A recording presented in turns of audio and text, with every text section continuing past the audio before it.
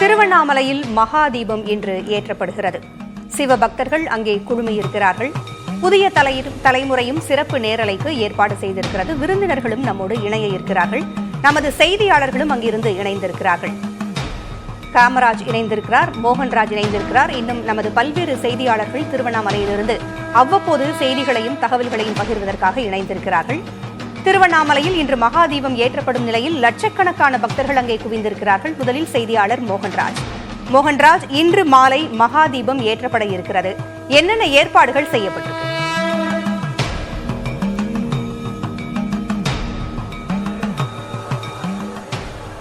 பூங்குழலி, மகாதீபத்தை காண இங்கே ஏராளமான பக்தர்கள் குவிந்திருக்கிறார்கள். அதாவது திருவண்ணாமலையின் கிரிவல வீதிக்கு வந்து மகாதீபத்தை தரிசிக்க முடியாதவர்கள் வீட்டில் இருந்தபடியே காணுவதற்கு ஏற்றாற்போல் இன்று அதிகாலை பரணி தீபம் ஏற்றுவது முதற்கொண்டே ஒவ்வொரு நிகழ்வையும் புதிய தலைமுறை வாயிலாக நேரடியாக வீடுகளுக்கே கொண்டு சேர்த்துக் கொண்டிருக்கிறோம்.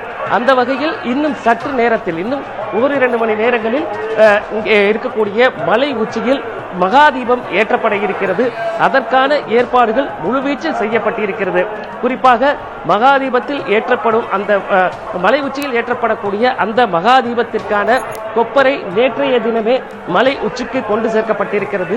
இன்று காலை பரணி தீபம் ஏற்றப்பட்ட பிறகு கோவில் வளாகத்தில் பூஜிக்கப்பட்டு பின்னர் இங்கிருந்து மகாதீபம் ஏற்றுவதற்கான காடா துணிகள், நெய் உள்ளிட்ட அனைத்து வகையான பொருட்களும் தலைதாங்களாக தூக்கிச் சென்று பக்தர்கள், சிவனடியார்கள் அந்த மலை உச்சிக்கு கொண்டு சேர்த்திருக்கிறார்கள்.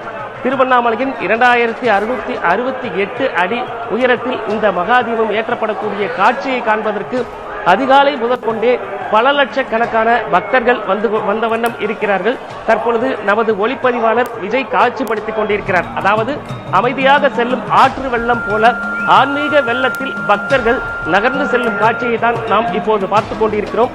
நான் நிற்கக்கூடிய இடமானது திருவண்ணாமலையின் ராஜகோபுரம் அந்த சாலையாகும். இந்த பகுதி முழுவதும் கிட்டத்தட்ட இந்த 1.5 கிலோமீட்டர் தூரத்திற்கு பார்த்தோம் அப்படின்னாக்கா காணும் இடமெல்லாம் மனித தலைகளாகவே காட்சி அளிக்கக்கூடிய ஒரு பக்திமயமான ஒரு சூழல் இங்கே நிலவிக் கொண்டிருப்பதை நம்மால் பார்க்க முடிகிறது. அதன் மற்றொரு பக்கம் ஆலயத்திற்கு முன்பாக இந்த ராஜகோபுரம், அந்த ராஜகோபுரத்துக்கு பின்பாக திருவண்ணாமலை என பக்தி பரவசம் பொங்கும் அளவிற்காக மகாதீபம் ஏற்றும் நிகழ்விற்கான ஏற்பாடுகள் முழுவீச்சில் செய்யப்பட்டிருக்கிறது. தொடர்ச்சியாக மலை உச்சியில் இருக்கக்கூடிய நமது செய்தியாளர் பிரவீன் மற்றும் ஒளிப்பதிவாளர் சதீஷ் பல்வேறு பிரத்யேக காட்சிகளையும் வீடுகளுக்கே கொண்டு சேர்க்கும் விதமாக இந்த சிறப்பான ஒரு பதிவினையும் வழங்கி கொண்டிருக்கிறார்கள். அதாவது இன்று காலை முதற்கொண்டே திருவண்ணாமலை மாவட்டம் முழுவதுமே மேகமூட்டமாக காட்சியளிக்கிறது. குறிப்பாக திருவண்ணாமலை உச்சியில் மேக கூட்டங்கள் தவழ்ந்து செல்லக்கூடிய ஒரு காட்சி இன்று காலை முதலே நம்மால் பார்க்க முடிகிறது. அந்த பகுதியில் தான் இன்னும் சற்று நேரத்தில், அதாவது 6 மணி அளவில் மகாதீபம் ஏற்றப்பட இருக்கிறது. அந்த காட்சியை காண்பதற்குத்தான் இங்கே லட்சக்கணக்கான பக்தர்கள் மிகுந்த ஆர்வத்துடனும் எதிர்பார்ப்புடனும் காத்துக் கொண்டிருக்கிறார்கள்.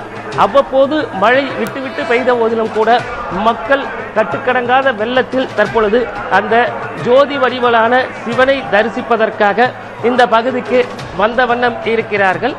தொடர்ச்சியாக இதற்கான ஏற்பாடுகளும் முழுவீச்சில் செய்யப்பட்டிருக்கிறது. குறிப்பாக ராஜகோபுரம் முன்பாக பொதுவாக பௌர்ணமி நாட்களில் கிரிவலம் வரும் பக்தர்கள் அந்த ராஜகோபுரத்தின் முன்பாக நின்று தரிசனம் செய்வார்கள்.